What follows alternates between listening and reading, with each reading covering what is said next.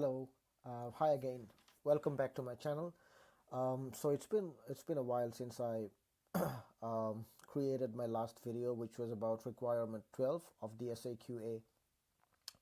We so today we'll talk about requirement 12. As you can see, it talks about maintaining an information security policy.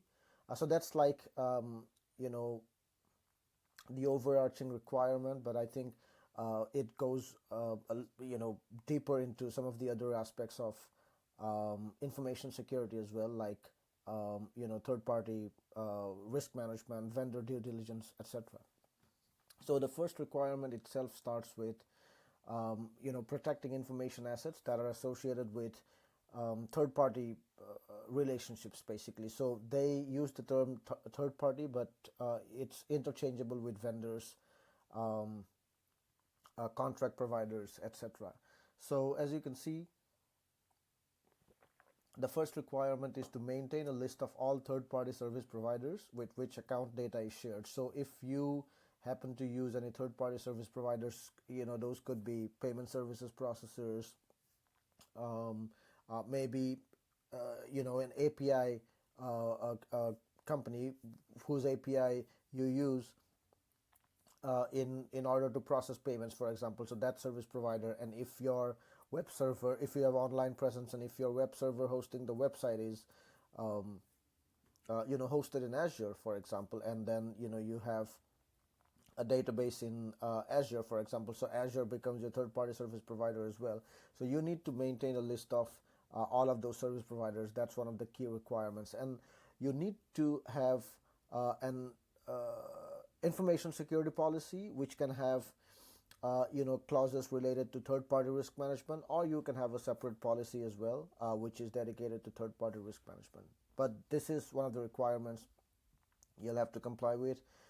You'll need to maintain a list, including a description of what exactly do those vendors provide, and how do you share account data with them.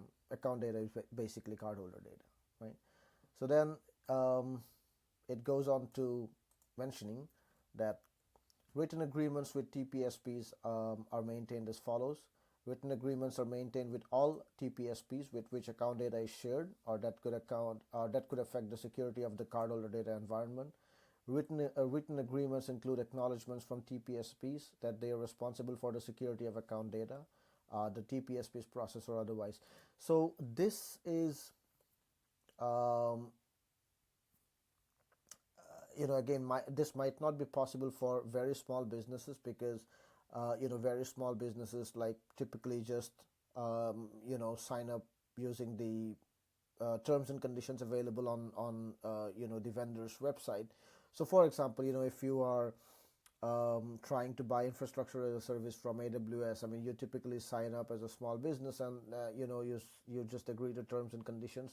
So unless you are an enterprise customer, this might be kind of difficult to get in writing from your providers. Nevertheless, you should make an attempt to at least check with the vendors if they are willing to provide it. But if not, I think this should be okay from that perspective for extremely small businesses. An established process is implemented for engaging TPSPs, including proper due diligence prior to engagement. So even before, kind of availing their services, this talks about a process that should be implemented for making sure that they will basically handle cardholder data appropriately, just like you would do. And there are ways to check that, like for example, if you're engaging with cloud service providers like Azure, AWS, etc.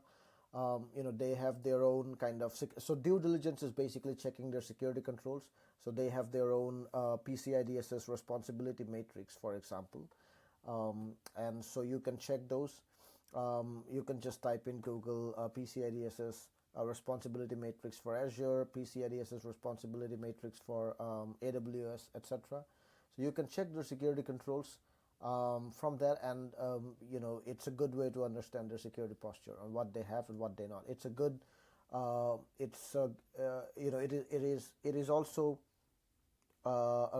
requirement that you kind of download. You go to their portals, download their PCI DSS certificates, and have a look at the requirements that they comply with themselves.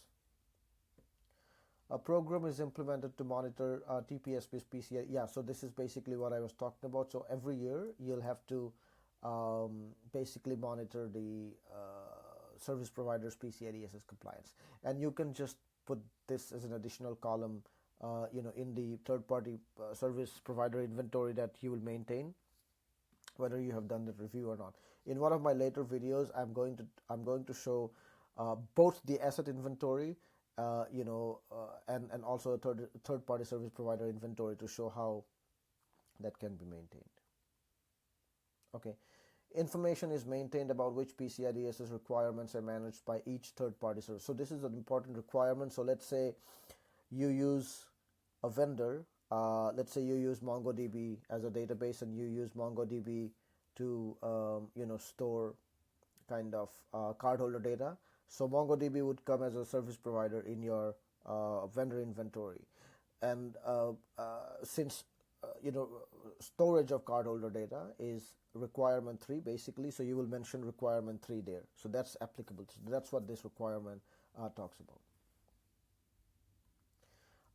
The last sub requirement. So you need to maintain an incident response plan, which should have all of these processes. So basically, you should have incident response personnel. So what would you do if an incident occurs, all the way from identification to containment to eradication, recovery, lessons learned, etc. This is this is a complete subject in itself. So in just this requirement, I'll not be able to cover that. But yeah, you need to have an incident response plan so that if you ever face a situation where cardholder data is stolen from your environment or exfiltrated from your environment, or there is let's say an accidental kind of leakage, etc., you should be able to invoke an incident response plan. And so you need to have proper data backup processes, business recovery and continuity processes, etc. So that is it. I think so. That marks the end of all of the requirements for the SAQA, and I think yeah. So we are going to go about what compensating controls means, and how under what situations do organizations need to fill those, and then we're going to go about Appendix C here in just one video, and then we are going to conclude. We're also going to, so in the next video, let's focus on all the remaining sections here, all the way up to what you need to do to complete this questionnaire basically. So that would be one last video, and then we'll conclude the entire SAQA process, and I think we'll move over to SAQD, because SAQA and SAQD, both for merchants and service providers, are the most common SAQs, and I think SAQD would be the most logical move as a next step.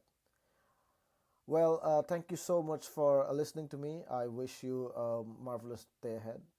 Thanks again, and do subscribe to my channel and share if you liked this video. Thank you. Have a nice day. Bye.